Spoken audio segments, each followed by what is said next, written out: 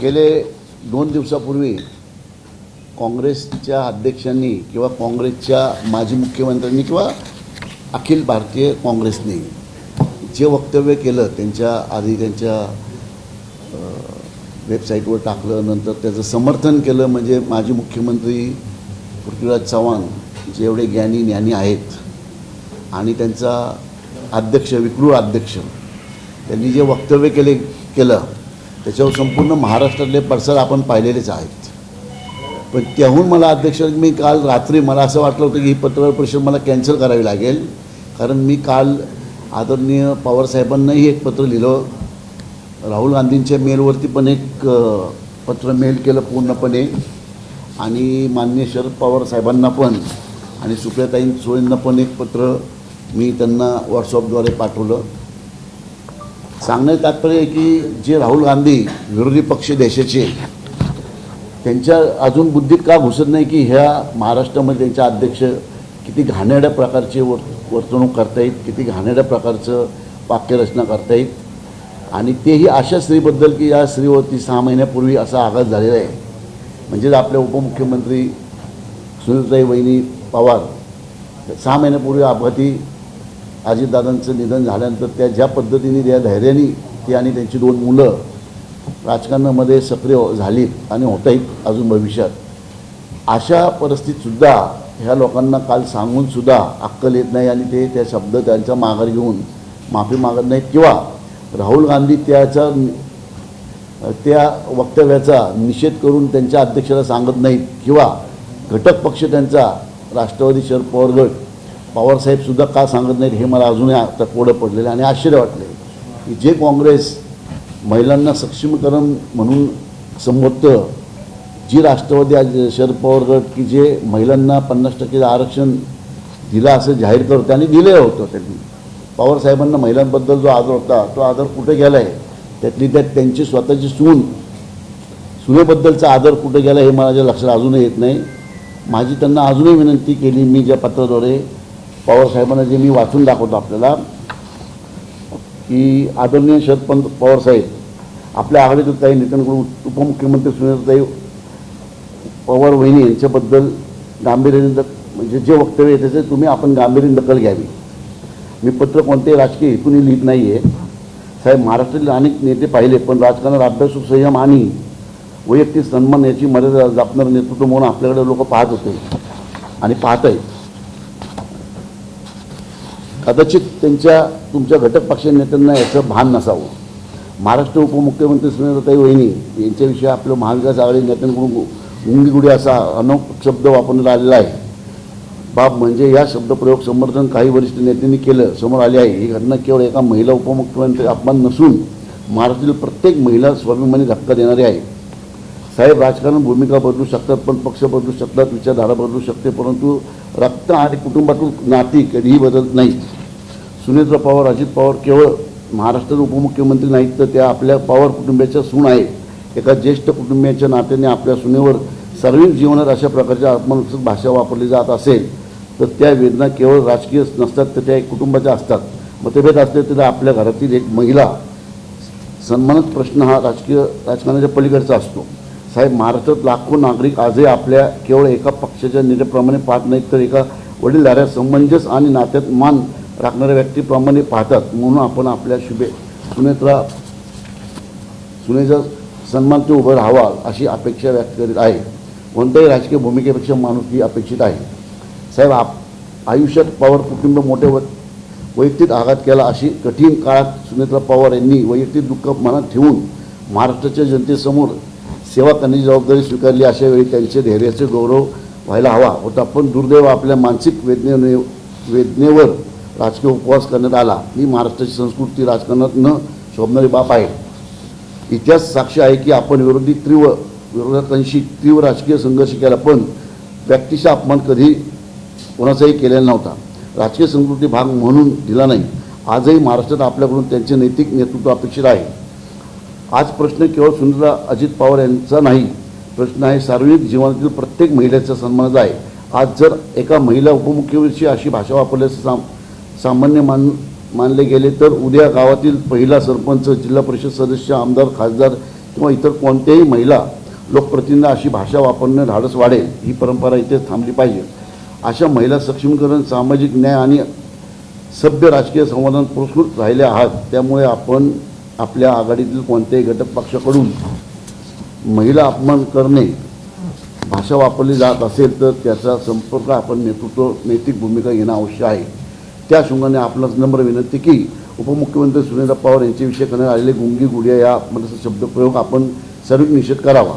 संबंधित काँग्रेस नेत्यांनी सदर वक्तव्य तात्काळ मागे घेऊन सुनेत्रा अजित पवार तसेच महाराष्ट्रातील सर्व महिला समाजाच्या बिनशर्म सार्वजनिक माफी मागावी यासाठी आपण पुढाकार घ्यावा. काँग्रेस पक्षाच्या अधिकृत संकेतस्थळी, सामाजिक माध्यम आणि इतर सर्व अधिकृत व्यासपीठ सदर अपेक्षित मजकूर तात्काळ हटवण्यात आपण महाविकास आघाडी स्तरावर योग्य ती भूमिका घ्यावी. महाविकास आघाडीतील सर्व घटक पक्षांनी महिला लोकप्रतिनिधींविषयी सन्मानपूर्वक भाषा वापरण्याची आचारसंहिता स्वीकारावी यासाठी आपण पुढाकार घ्यावा. महिला सन्मान, राजकीय अभ्यास आणि महाराष्ट्रातील संस्कृती विसंगत भूमिका सातत्याने कायम राहिल्यास काँग्रेस पक्षासोबत राजकीय सहकार्याबाबत गांभीर्याने पुनर्विचार करण्याचा विषय महाविकास आघाडीच्या बैठकीत मांडावा. साहेब, आपण अनेक वेळा राजकीय मतभेदपेक्षा महाराष्ट्र स्वाभिमान मोठा मानला. आज पुन्हा एकदा महाराष्ट्राला आपल्या नैतिक नेतृत्वाची गरज आहे. आज आपण आपल्या भूमिका ही केवळ आपली सुनेत्रा सन्मान नसेल तर ती महाराष्ट्राची प्रत्येक मुलगी, प्रत्येक सून, प्रत्येक माता आणि सार्वजनिक जीवनाचे कार्य करणाऱ्या महिलेच्या स्वाभिमानाचा असेल. आपण एका शब्दाने हजारो कार्यकर्ते महिलांचा सन्मान राखण्याचा संदेश जाईल. महाराष्ट्र पुन्हा एकदा अनुभवेल की पवार साहेबांनी राजकारणापेक्षा संस्कार मोठे आहेत, मतभेदापेक्षा माणुसकी मोठे आहे, असा सत्तेपेक्षा स्त्री सन्मान मोठा आहे. ही मनापासून अपेक्षित आहे. आपला नंबर संजय का. आता ह्याच धर्तीवर आम्ही राहुल गांधींना एक पत्र पाठवलं होतं. तर आता ह्या पत्रावरती अजूनही कुठल्या स्तराला, काँग्रेसचं कुठल्याही स्तरावरती काही असं वक्तव्य नाही आलं की बाबा त्यांना त्याची लाज वाटते किंवा त्यांना शर्म वाटते. असं कुठलंही चित्र आत्ता तरी डोळ्यासमोर नाही आहे. परंतु माझं आपल्या माध्यमातून असं आव्हान आहे ह्या काँग्रेसवाल्यांना की जर का तुम्ही हे शब्द मागे घेऊन सुनेत्राई वहिनी व महाराष्ट्रातल्या सर्व महिलांची माफी मागितली नाही तर ही गोष्ट खूप गांभीर्याने घेतली जाईल. सगळ्या राष्ट्रवादी काँग्रेस, आमच्या अजितदादा राष्ट्रवादी काँग्रेस असेल, एकनाथ शिंदे साहेबांची शिवसेना असेल किंवा भारतीय जनता पक्ष असेल, सगळ्या महिला रस्त्यावर उतरतील व जसं आपल्या विद्यार्थ्यांबाबतीत दिल्लीमध्ये आंदोलन झालं होतं त्याच धर्तीवरती महाराष्ट्रात सगळीकडे आंदोलन होईल. महिला बाबतीत पवारसाहेब असतील, राहुल गांधी असतील, यांनी खूप सन्मानपूर्वक भावना त्यांच्या यापूर्वी पाहायला मिळालेल्या आहेत आपल्या सगळ्यांनाच. माझी अपेक्षा आहे की त्यांनी लवकरात लवकर ह्या पत्राची दखल घ्यावी व महाराष्ट्रामध्ये आपली जी पुढील परंपरा आहे ती राबवावी. 2-4 नालायक लोकांमुळं जो काय महिलांचा अपमान झाला आहे तातडीने त्यांना माफी मागण्यात लावावी किंवा त्यांच्यावर पक्षांतर कारवाई करावी अशी माझी अपेक्षा आहे. असं म्हणाले की ते त्यांच्या वक्तव्यावरती ठाम आहेत. सुनेत्रा पवार यांनी इंदिरा गांधींसारखं दुर्गा होऊन दाखवावं. नाही, हे बघा, इंदिरा गांधींना जेव्हा संबोधलं गेलं तेव्हा राजकारणामध्ये पूर्ण परिपक्व झाल्या होत्या त्या. असं नाही अचानक आल्या होत्या त्या. आपल्याला इंदिरा गांधींचं आणि आमच्या सुनेत्रा वहिनींचा वेळ म्हणजे टायमिंग खूप वेगळा आहे. वहिनी म्हणजे अपघाती म्हणून अपघात झाला असा दुर्दैव आणि त्या राजकारणात पडल्यात. त्यांना पूर्ण महाराष्ट्राला अभ्यास करण्यासाठी वेळ लागणार होता. 6 महिने राहिल्यात. तशी दुःखातनं सावरते अजून. आणि त्यांना इंदिरा गांधीची उपमा होणारच आहे. ती महाराष्ट्रात एक इंदिरा गांधी होणारच आहेत. त्या महाराष्ट्रातल्या इंदिरा गांधी नक्कीच होणार आहेत.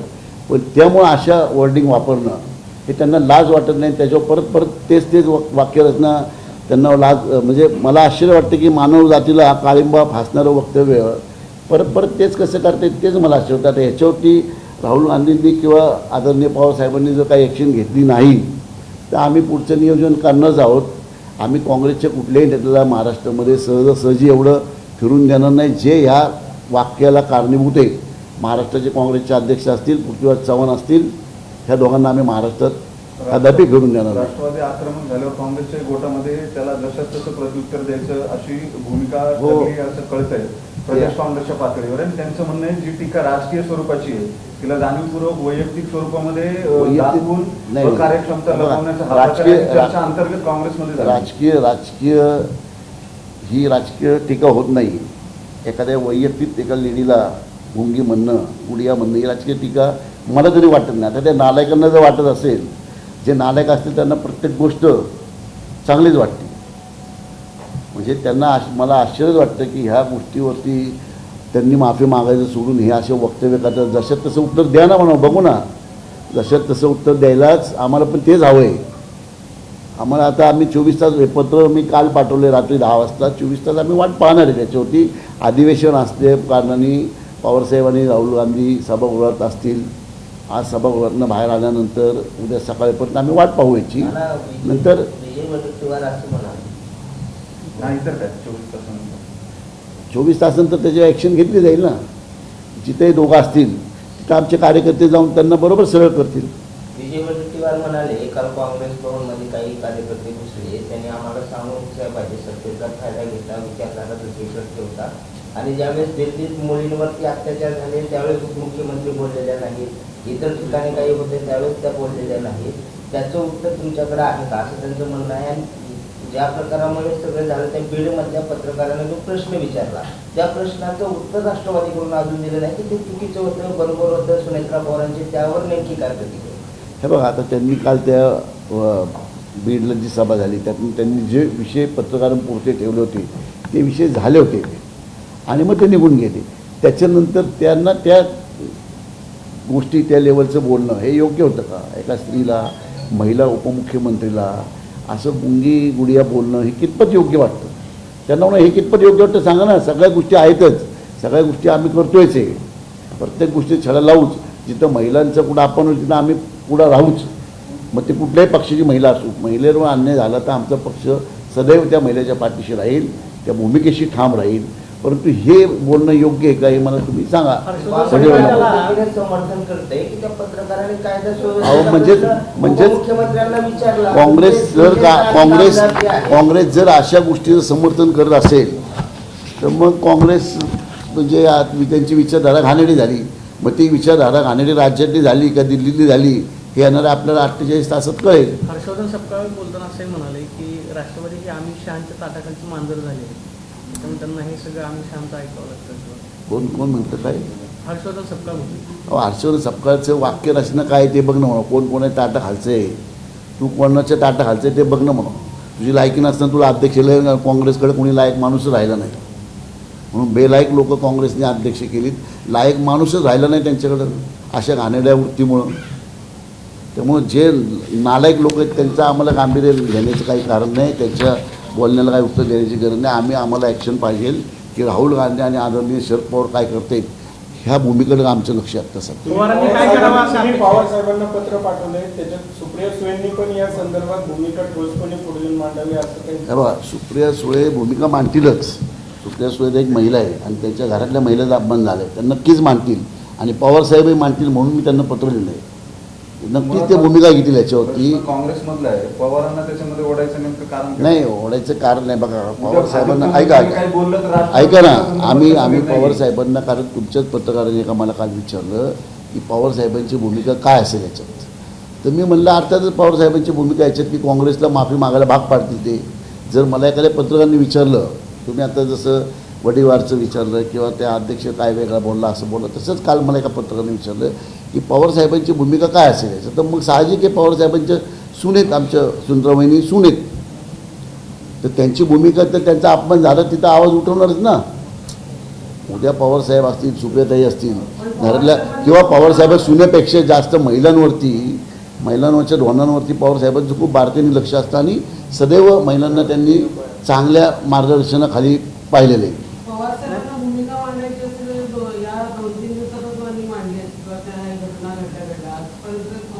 बघा आज पण नाही असं नाही, असं होत नाही आहे. त्यांना मी माझं पत्र पाठवलेलं आहे, म्हणून आम्ही पत्र पाठवलं की बाबा हे कदाचित ते दिल्लीत असल्या कारणाने अधिवेशनावर पण असतील, त्यामुळं पण त्यांच्या प्रत्येक गोष्ट कानावर गेली असेल म्हणून तर मी पत्र पाठवलं त्यांना. नाही, आम्ही त्यांच्या 2 नेत्यांना अल्टिमेट दिलं आहे की बाबा 48 तासात ह्याच्यावर तुम्ही काय तुमची भूमिका मांडा. पवारसाहेब त्यांची भूमिका मांडतील आणि राहुल गांधी त्यांची भूमिका मांडतील. त्यांची भूमिका जर नाही मांडली तर या वक्तव्यावर त्यांचाही पाठिंबा असं आम्हाला घोषित करावं लागेल, डिक्लेअर करावं लागेल. आणि मग बघू, महाराष्ट्र बघेल इलेक्शनमध्ये, निवडणुकांमध्ये बघेल, आणि ह्या दोघांना तर आमचे कार्यकर्ते बघतीलच बघतील. परंतु महाराष्ट्रातली जनता आणि देशातली जनता हा महिलांचा अपमान सहन करणाऱ्या प्रत्येक नेत्याला बघेल आणि निवडणुकांमध्ये रोखठोक उत्तर देईल.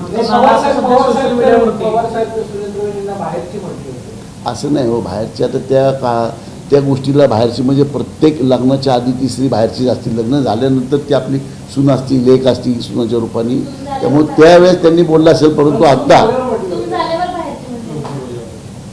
ते त्याच्यात मला जायचं नाही.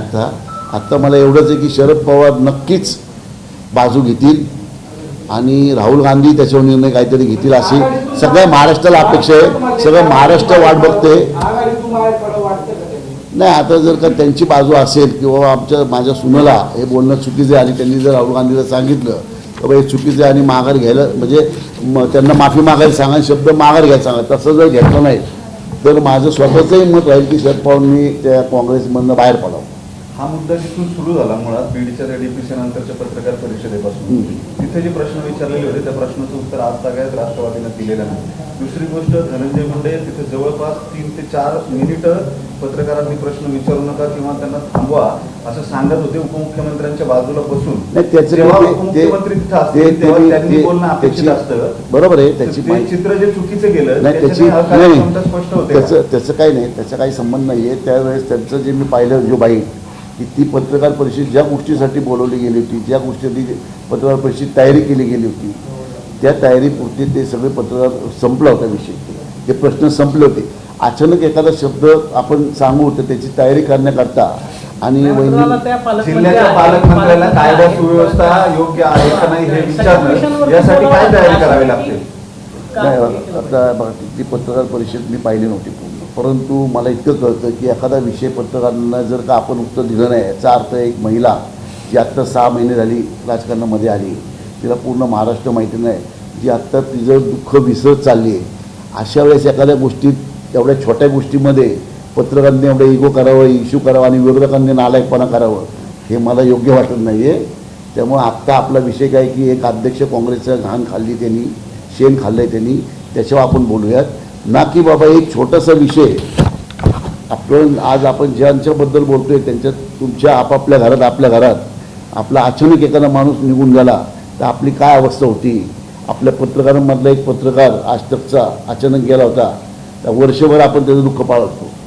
एक पत्रकार जो आपलं नातं नाही, गोतं नाही, काय नाही, जो आपण असं भेटायचो तसं भेट होता, तसा पत्रकार आपण गेला तर वर्षभर सगळं हायर करत होते. एका स्त्रीचा म्हणजे अजितदादा अचानक गेल्यामुळं वहिनीवर काय आघात झाला असेल हे महिलेलाच कळतं. त्यामुळे आपण अशा गोष्टी छोट्या छोट्या गोष्टीचा इगो करावं हे मला योग्य वाटतं. चित्र गेलं की धनंजय मुंडेंना बीडचा हुकुमशाह म्हटलं. नाही, असं काही नाही. ऐका ना, धनंजय मुंडेंच्या विरोधामध्ये असं काही नाही. ऐका ना, असं काही नसतं बाबा. एखादा विषय पूर्णपणे माहीत नसताना एखाद्या जबाबदार नेत्याने त्याच्यावर प्रक्रिया द्यायची हे योग्य नाही आहे. वहिनीचं बीडमध्ये किती दौरे झाले बघा ना तुम्ही, किती एखाद्या महिलेला अचानक 6 महिन्यात राजकारणातनं टाकायचं, संपूर्ण महाराष्ट्र फिरता येते, आता फिरायला सुरुवात केली. तर मला वाटत नाही की तुम्ही पत्रकार किंवा हे विरोधक एवढ्या छोट्या गोष्टीचा इश्यू करून का राहिले तेच मला कळत नाही. म्हणजे सगळ्यात ज्या पद्धतीने राष्ट्रवादी कालपासून जी आक्रमक झाली, राष्ट्रवादी आंदोलन सगळ्या राज्यभर विरोधाचा अपघात झाला, त्यावेळेस चौकशीसाठी का नाही उठवली? नाही, चौकशीची मागणी केलेली आहे. चौकशीची मागणी 100% केलेली आहे. बघा आता ऐका, आता हे ऐका ना, हा ऐका, आता मला एवढंच कळतं की हा अपघात आहे, परंतु काही लोकांच्या मनात शंका असल्या कारणाने त्याची सगळी माहिती वहिनींनी घेतलेली आहे, त्याचे पाठपुरावा चालू आहे. त्यामुळे त्याची सगळी माहिती वेळोवेळी आत्ताची पत्रकार परिषद एवढी एकच आहे की बाबा काँग्रेसनी हे जे शेण खाल्लेलं आहे त्याच्या विषयावरच आपली पत्रकार परिषद आहे. आता तुम्ही डायव्हर्ट नका करू.